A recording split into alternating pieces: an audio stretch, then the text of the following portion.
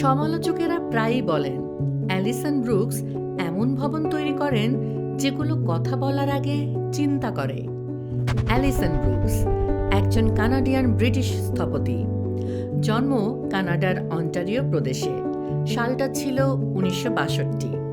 তার শৈশব কেটেছে এমন এক সময়ে যখন উত্তর আমেরিকার শহরগুলো আধুনিকতাবাদী স্থাপত্যের ছাপে বদলে যাচ্ছিল।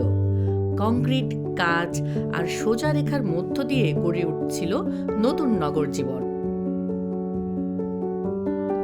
শিল্প ও শিক্ষার প্রতি সংবেদনশীল এক পারিবারিক পরিবেশে বড় হওয়ায় ছোটবেলা থেকেই তিনি স্থান, আলো আর মানুষের চলাচল নিয়ে গভীরভাবে ভাবতে শিখেছিলেন।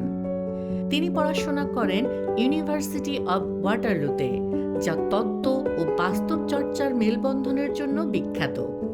এখানে মানুষের আচরণ, সামাজিক সম্পর্ক এবং দৈনন্দিন অভিজ্ঞতার সঙ্গে স্থাপত্যের গভীর সংযোগ তাকে বিশেষভাবে আকর্ষণ করে। পরবর্তীতে তিনি লন্ডনে পাড়ি জমান এবং রন আরাদের সঙ্গে কাজ করেন, আর এতে করে অ্যালিসনের চিন্তাশক্তি আরও সাহসী ও পরীক্ষামূলক করে তোলে।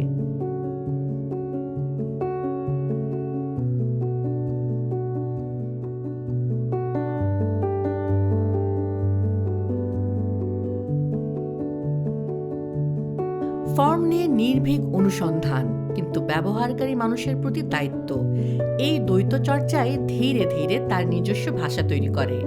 1996 সালে তিনি প্রতিষ্ঠা করেন অ্যালিসন ব্রুকস আর্কিটেক্টস, যেখানে স্থাপত্য হয়ে ওঠে সমাজ, লিঙ্গ, ইতিহাস ও ভবিষ্যতের মধ্যে একটি সচেতন সংলাপ।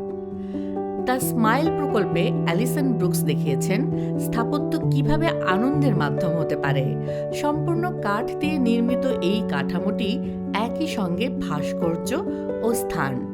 ভেতরে হাঁটলে কাঠের বাঁক, চাপ ও আলো শরীর দিয়ে অনুভব করা যায়, শুধু দেখার বস্তু হিসেবে নয়।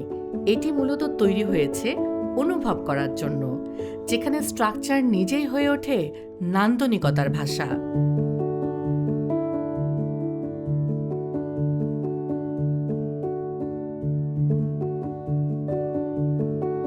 গ্লাস্টারশায়ারের উইন্ডওয়ার্ড হাউস, যাকে হাউস অন দ্য হিলও বলা হয়, প্রাকৃতিক প্রেক্ষাপটে দাঁড়িয়ে থাকা এক সংবেদনশীল আবাসন।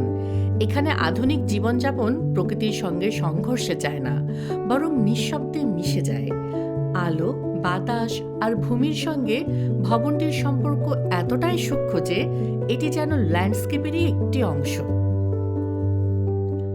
আর এই অনন্য সাধারণ স্থাপত্যের জন্য 2021 সালে জিতেন রাইবাস স্টার্লিং প্রাইজ ও ম্যানসার মেডেল।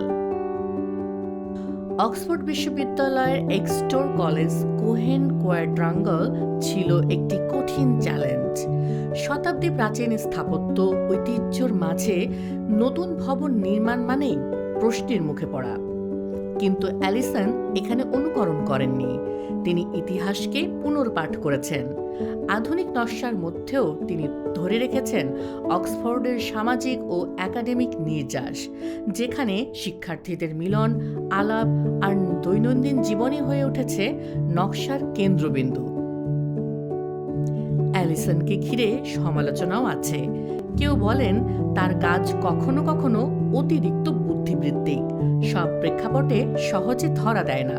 তবুও তিনি একমাত্র স্থপতি যার ঝুলিতে আছে RIBA's Stirling prize, Manser medal, Stephen Lawrence প্রাইজের মতো 3টি বড় পুরস্কার।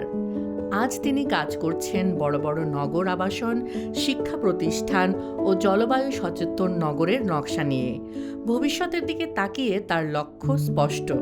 স্থাপত্য যেন শুধু বর্তমানের প্রয়োজন না মেটায়, বরং আগামী দিনের জন্য দায়িত্বশীল হয়ে ওঠে।